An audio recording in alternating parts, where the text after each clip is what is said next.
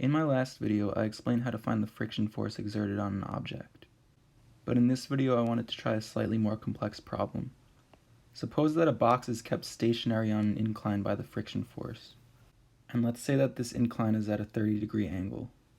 Suppose that the mass of the box is 3 kilograms.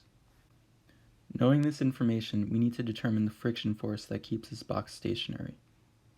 Even though this box is on an incline, the weight or the force due to gravity will still act downwards in the vertical direction. Multiplying the mass by the acceleration due to gravity, we find that the weight of the box is 29.43 newtons. What we're really interested in, however, are the components of this weight that act perpendicular and parallel to the incline.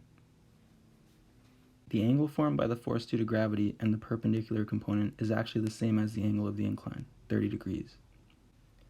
Knowing this, we can find the two components by using simple trigonometry.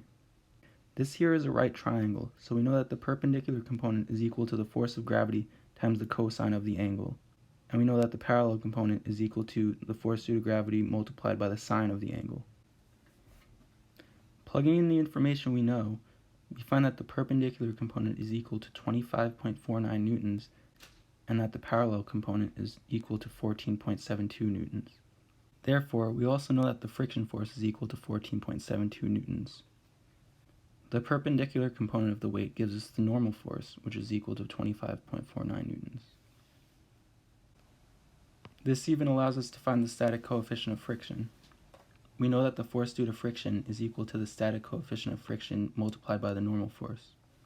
Plugging in the information that we have, we're able to find that the static coefficient of friction is equal to approximately 0.58.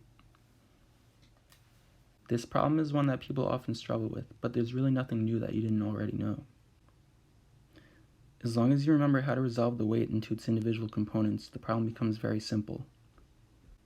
If you draw it out like I've done here, you'll see that the perpendicular component is always equal to the force of gravity times the cosine of the angle, and the parallel component is always equal to the force of gravity multiplied by the sine of the angle. Once you've found these values, you've already found both the normal force and the force due to friction.